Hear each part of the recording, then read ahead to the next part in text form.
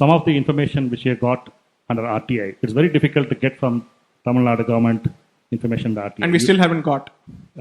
No, we got, but for, like, say, the percentage of success will be about 5%. Right. You have to go on a first appeal, then you have to go on a second appeal to the State Information Commissioner. The State Information Commissioner is appointed by the government, so you know how it works. Anyway, we got enough information, like we got audit reports of at least 50 temples, major temples. And we have application before the Supreme Court asking for external audit of the institutions of these three states. See, you must remember there is no external audit for the temples in Tamil Nadu, whether it gets 20 crore income or 5,000 income. Correct. There is no external audit.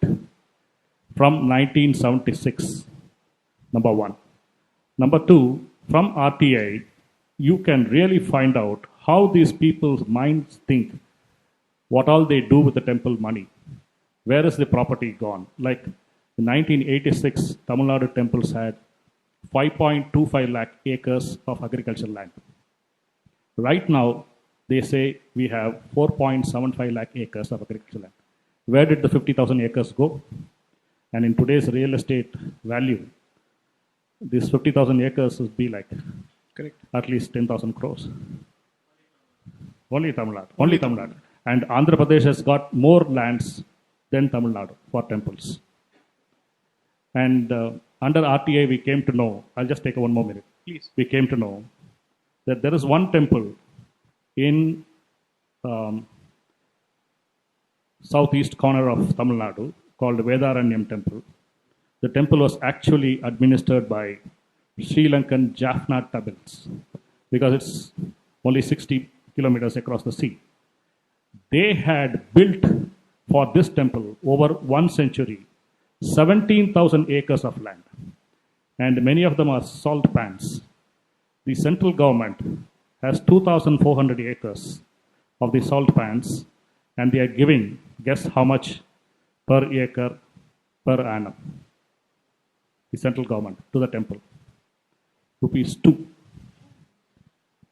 Sir, also share with them the realization of lease revenue.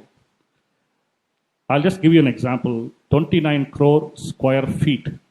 In Delhi, you say square yards, but they're square feet of sites.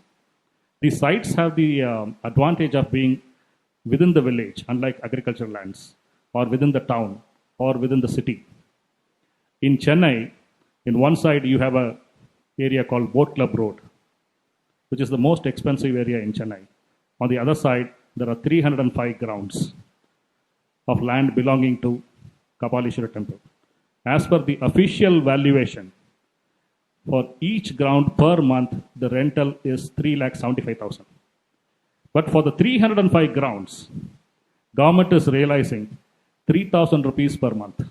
You know, if you get a 3 lakh per ground per month, there need not be any Hindu poor child paying for their education across 1 mile of the temple. That's the Here's the charity funny we part. are denied. Correct. And I'll just to add to this. Each time you go to the government asking for funds for establishment of Veda schools or anything which is meant for keeping those traditions alive, they say, "Paisa nahi hai." Kahan se hoga? This is what you're doing. If you wanted to realize the amounts, you could have done so. In fact, sir shared with me. I missed the point. Right. Tamil Nadu government, with all these properties, 4.75 lakh acres, 29 crore crores. square feet of land, and 22,000 buildings, they are collecting about 80 crore rupees per annum. And to do that, they are taking administrative and audit fee about 120 crores. That means temples are making a loss of 40 crores. Where does the 40 crore come from? From us, the hundi money and the archana ticket money. Not just that.